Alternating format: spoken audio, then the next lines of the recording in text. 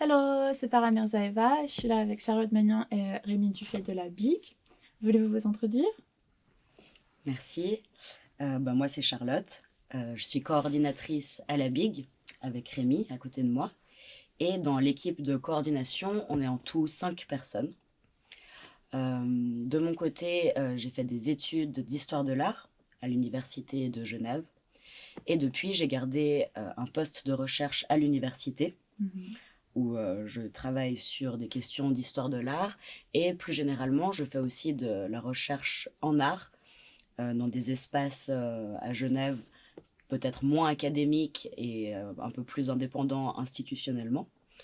J'ai curaté aussi pendant quelques temps l'espace d'art Wenji in Fog à Genève, qui est un espace d'art participant à la BIG.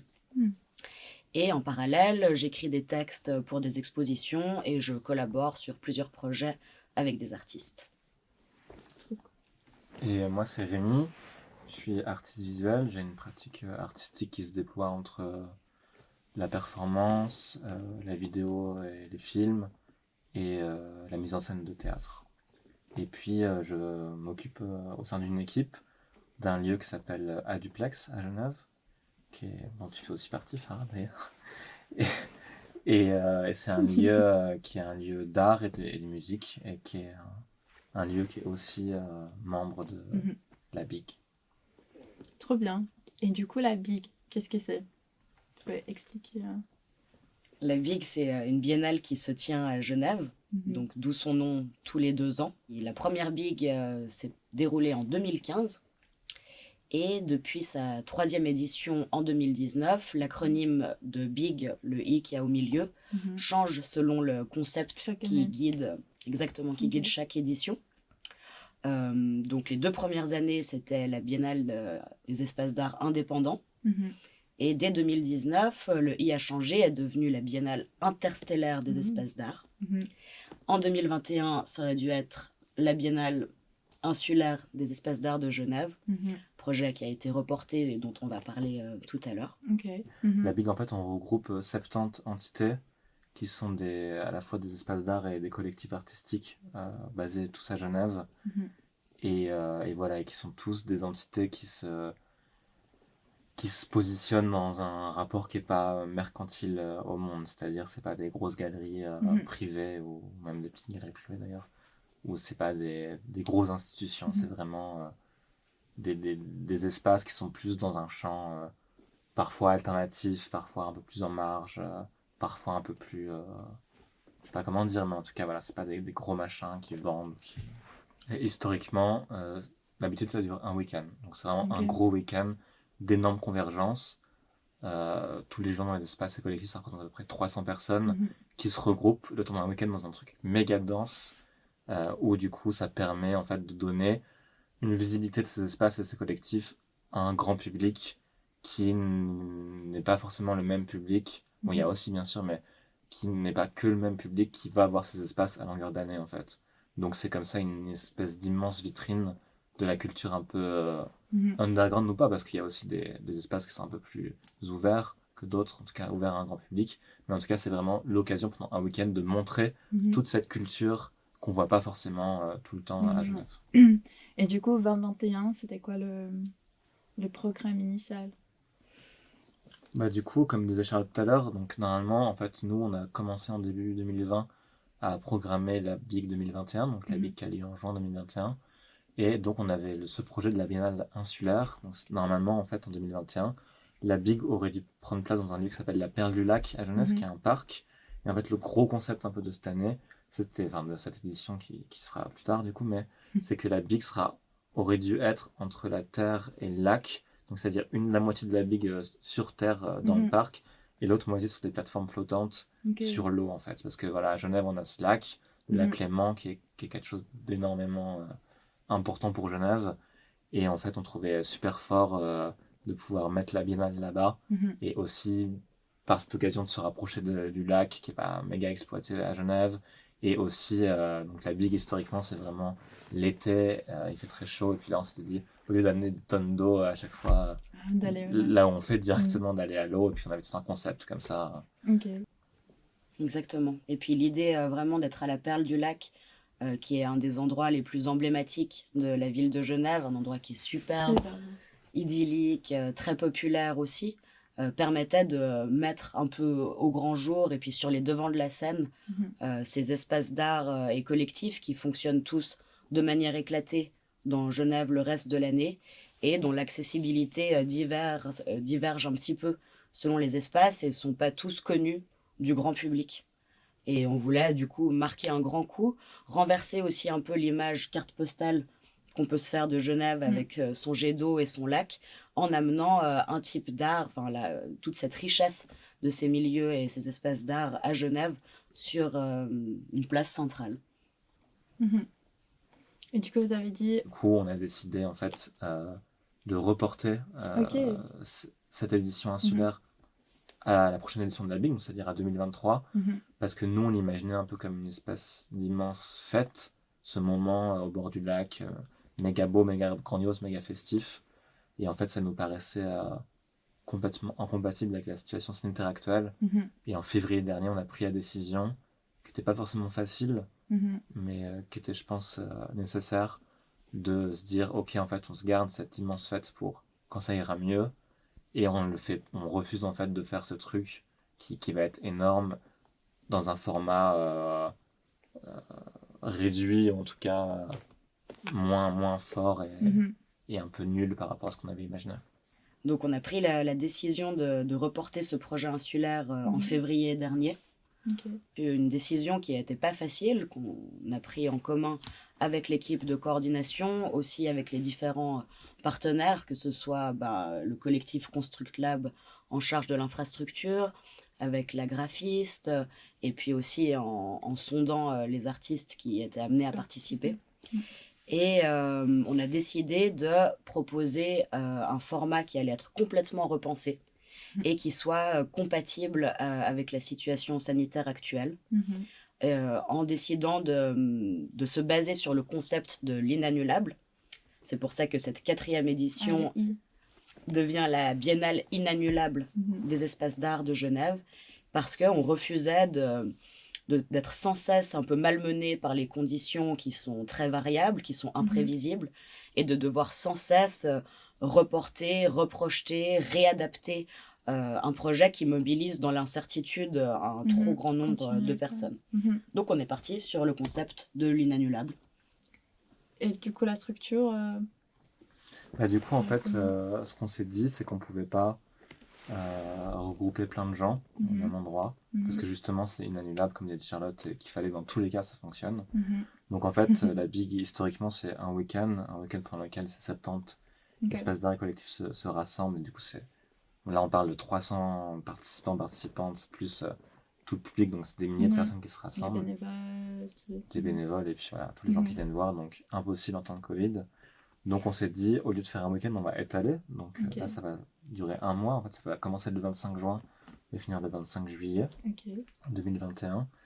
Et on va proposer une structure habitable et augmentable qui va pouvoir être investie à tour de rôle par des espaces d'art et des collectifs qui participent à la BIG.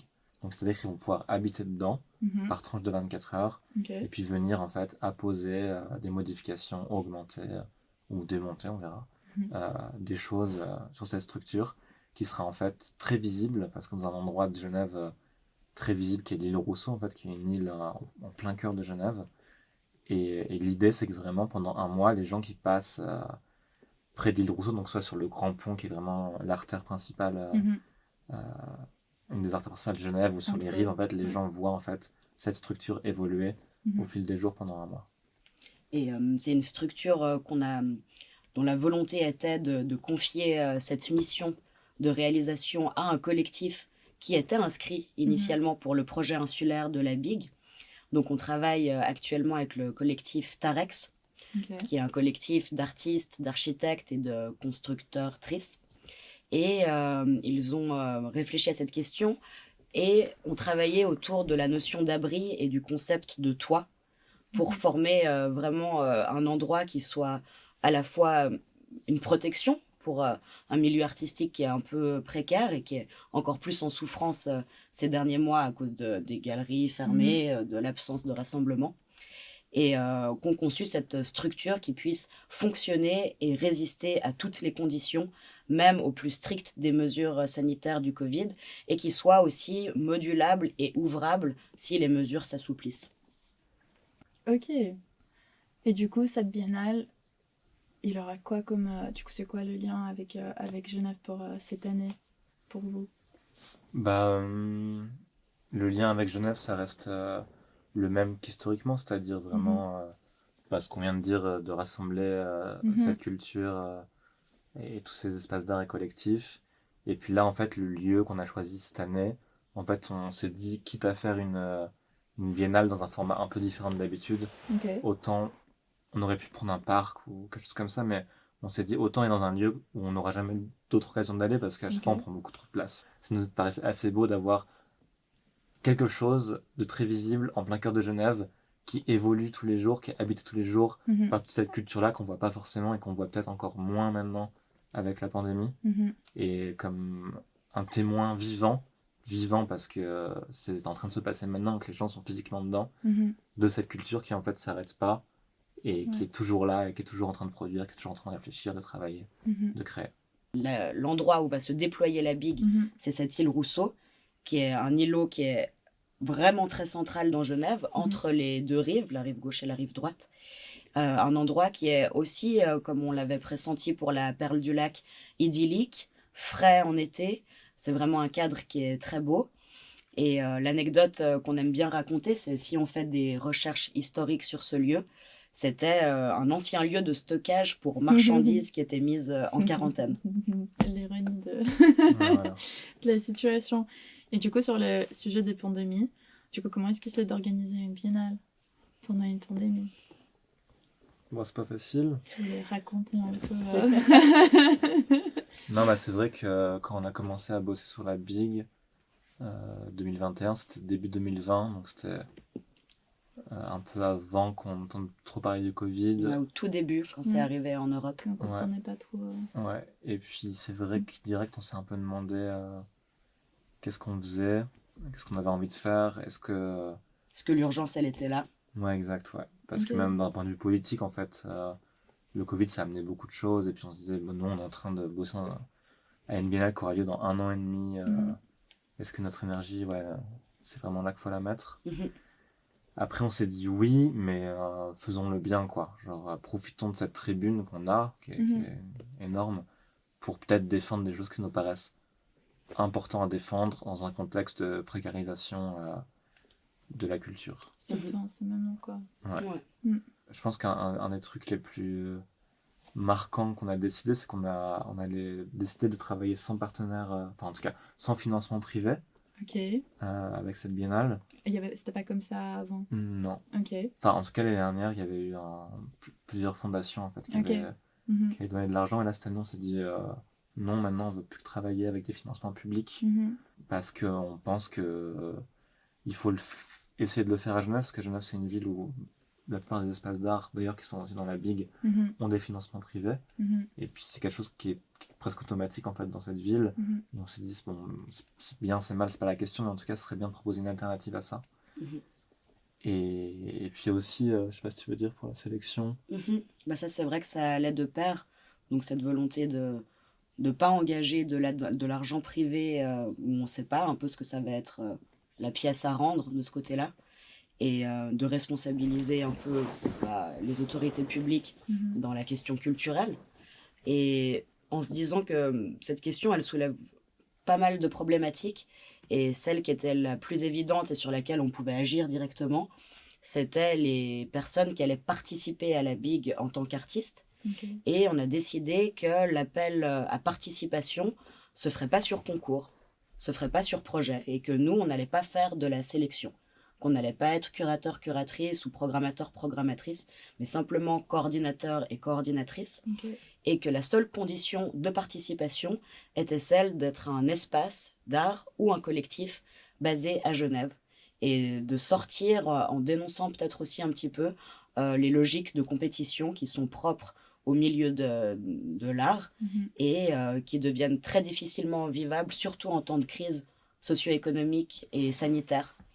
Et que c'était l'occasion, avec cette grosse biennale qui est la Big, de créer aussi un précédent et d'encourager ce genre de pratique.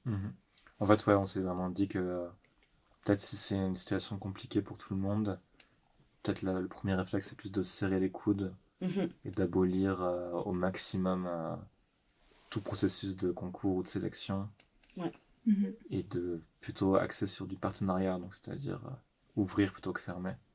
Et d'ailleurs, juste pour boucler la boucle, ça rejoint ce truc de financement public. En fait, on s'est vraiment dit, en fait, nous, on veut créer avec des partenaires qui sont là, en l'occurrence la ville, ou même des partenaires privés, en fait, qui sont des entreprises qui vont pouvoir, sur lesquelles on va pouvoir collaborer pour du matériel ou avoir des prix, mais qui ne financent pas. Enfin, en fait, ça ne nous intéresse pas d'avoir des échanges, de l'argent qui est déduit des impôts et que nous, on fasse avec ça. On veut en fait collaborer avec des gens, construire avec des gens et sortir dans un truc de juste financement primaire et basique, quoi. Donc ça, c'était un peu les réflexions qu'on avait en amont au début du Covid-19, qui étaient les premiers mois de notre équipe de coordination qui s'était à peine formée. Indirect, ouais.